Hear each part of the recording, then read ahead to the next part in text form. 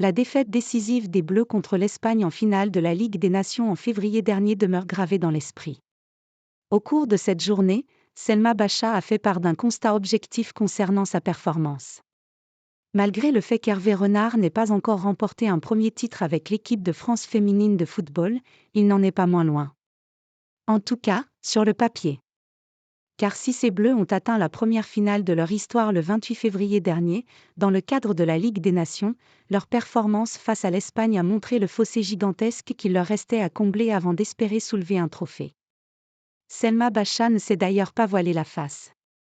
Titulaire lors de cette finale perdue face aux Espagnols, 2-0, la joueuse de l'Olympique lyonnais a été l'une des joueuses tricolores les plus en difficulté. Plus d'un mois après ce fiasco personnel et collectif malgré une bonne compétition auparavant, Selma Bacha a jugé sa performance ce jeudi dans les colonnes de l'équipe. Et elle n'a pas été tendre avec elle-même, évoquant d'abord un état de fatigue générale. C'est la première année où je me dis que c'est vraiment long, qu'il y a beaucoup de matchs. La fatigue n'excuse pas tout. J'ai été nulle, c'est comme ça. Je voulais tout donner, mais je ne pouvais pas. L'Euro et les JO. Et l'international de 23 ans de poursuivre ses aveux. J'ai trop réfléchi alors que je suis meilleure quand je suis mon instinct. De manière plus collective et globale, Selma Bacha a aussi reconnu que l'ensemble de l'équipe était tout bonnement passé à côté du rendez-vous. Cette finale, on ne l'a pas jouée.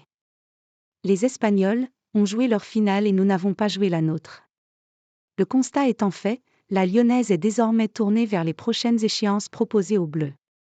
Avec d'abord 2 premiers matchs comptant pour les qualifications à l'Euro 2025.